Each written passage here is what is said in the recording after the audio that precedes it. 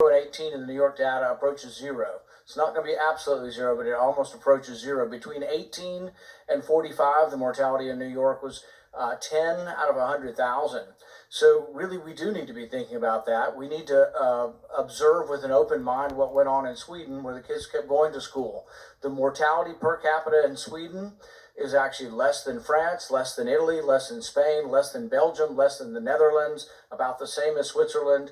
But basically, I don't think there's anybody arguing that what happened in Sweden is an unacceptable result. I think people are intrigued by it, and we should be.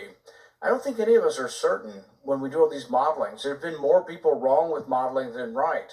We're opening up a lot of economies around the U.S., and I hope that people who are predicting doom and gloom and saying, oh, we can't do this, there's going to be a surge, will admit that they were wrong if there isn't a surge, because I think that's what's going to happen. In rural states, we never really reached any sort of pandemic levels in Kentucky and other states.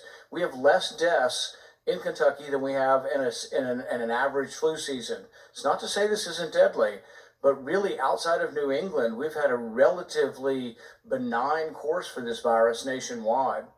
And I think the one size fits all that we're going to have a national strategy and nobody's going to go to school is kind of ridiculous. We really ought to be doing it school district by school district. And the power needs to be dispersed because people make wrong predictions. And really the history of this, when we look back, will be of wrong prediction after wrong prediction after wrong prediction, starting with Ferguson in England.